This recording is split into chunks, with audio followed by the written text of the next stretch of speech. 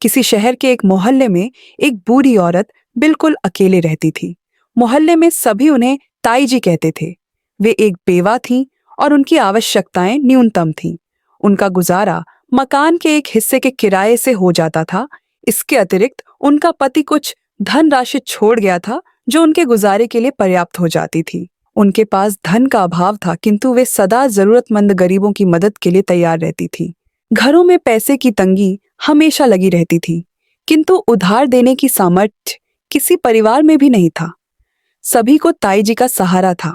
ताई जी के कमरे में एक छोटा मंदिर था और वहीं एक डिब्बा रखा रहता था। उस डिब्बे में सदा ही कुछ रुपए और सिक्के पड़े रहते थे। कोई भी ताई जी से उधार ले सकता था, किंतु वे कभी अपने हाथ से नहीं देती थीं। जब भी कोई गृहिणी उधार मांगने आती, ताई जी कह देती, मंदिर में राम जी का डिब्बा रखा है, अपनी जरूरत के अनुसार उसमें से ले लो, सुविधानुसार वापस कर देना। राम जी हमारे परिवार की रक्षा करते हैं, उनका धन्यवाद करो, मेरा नहीं। डिब्बे से उधार लिए गए पैसे हमेशा पूरे के पूरे वापस आ जाते थे। एक दिन एक बड़ी अनहोनी घटना हुई। ताई जी ने देखा कि राम जी का डिब्बा बिल्कुल खाली पड़ा है। हे राम, अब मैं किसी जरूरतमंद की मदद कैसे कर पाऊंगी? ताई जी के पास कोई खास आभूषण नहीं थे, केवल 2 चांदी की चूड़ियां थीं। ताई जी अपने पड़ोसी सुनार के घर गईं और उसकी पत्नी से कहा, ये चूड़ियां गिरवी रख लो और मुझे कुछ रुपए उधार दे दो। क्या बात है ताई जी, आप अपनी चूड़ियां गिरवी क्यों रख रही हो? सब ठीक है ना? ताई जी ने उसे सारी बात बताई। सोनार की पत्नी ने ताई जी को पैसे दे दिए। ताई जी ने पैसे लाकर राम जी के डिब्बे में रख दिए। अगले दिन सारे मोहल्ले में ये बात फैल गई कि ताई जी ने जरूरतमंद गृहिणियों के लिए अपनी चूड़ियां गिरवी रख दी है।